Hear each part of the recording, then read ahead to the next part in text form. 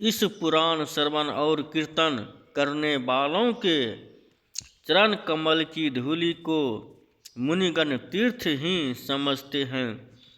जो प्राणी परम पद को प्राप्त करना चाहते हैं उन्हें सदा भक्ति पूर्वक इस निर्मल शिव पुराण का श्रवण करना चाहिए। हे मुनि श्रेष्ठ, यदि मनुष्य सदा इसे सुनने में समर्थ न हो तो उसे प्रतिदिन अस्थिर चित्त से एक मुहूर्त भी इसको सुनना चाहिए। हे मुने, यदि मनुष्य प्रतिदिन सुनने में भी अशक्त हो तो उसे किसी पवित्र महीने में इस शिव पुराण का श्रवण करना चाहिए। जो लोग एक मुहूर्त उसका भी आधा अथवा क्षण मात्र भी इस पुराण का श्रवण करते हैं उसकी दुर्गति नहीं होती। हे मुनीश्वर, जो मनुष्य पुरुष इस विश्व पुराण कथा को सुनता है वह सुनने वाला पुरुष कर्म रूपी महावन को जलाकर संसार के पार हो जाता है। हे मुने, सभी दानों और सभी यज्ञों से जो पुण्य मिलता है वह फल भगवान शिव के इस पुराण को सुनने से निश्चल हो जाता है। हे मुने, विशेषकर इस कलयुग काल में तो शिव पुराण के श्रवण के अतिरिक्त मनुष्यों के लिए मुक्तिदायक कोई अन्य श्रेष्ठ साधन नहीं है।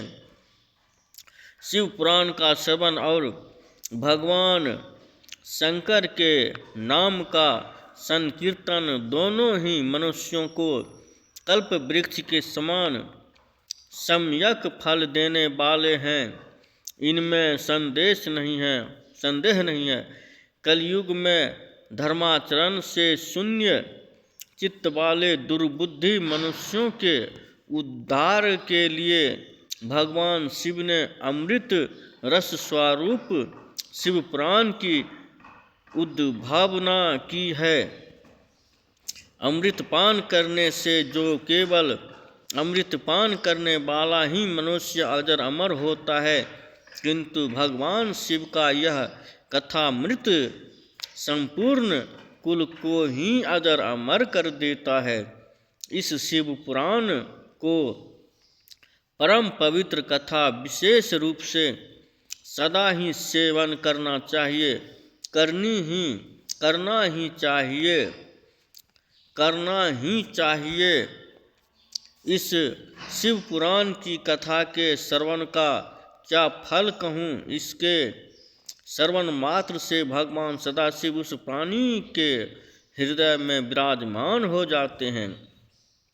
यह शिव पुराण नामक ग्रंथ 24,000 श्लोकों से युक्त हैं। इनमें 7 संहिताएं और मनुष्यों को चाहिए इन कि वह भक्ति ज्ञान और वैराग्य से भली भांति संपन्न हो बड़े आदर से इसका श्रवण करे। पहली विध्वेश्वर संहिता, दूसरी रुद्र संहिता, तीसरी शतरुद्र संहिता, चौथी कोटि रुद्र संहिता और 5वीं उमा संहिता कही गई है। छठी कैलाश संहिता और 7वीं वायव्य संहिता। इस प्रकार इसमें 7 संहिताएं हैं। 7 संहिताओं से युक्त यह दिव्य शिव पुराण पर ब्रह्म परमात्मा के समान विराजमान है और सबसे उत्कृष्ट गति प्रदान करने वाला है। जो मनुष्य 7 संहिताओं वाले इस शिव पुराण को आदरपूर्वक पूरा पढ़ता है वह जीवन मुक्त कहा जाता है। हे मुने, जब तक इस उत्तम शिव पुराण को सुनने का शुभ अवसर नहीं प्राप्त होता तब तक अज्ञानवश प्राणी इस संसार चक्र में भटकता रहता है। ओम त्रिदेवाय नमः।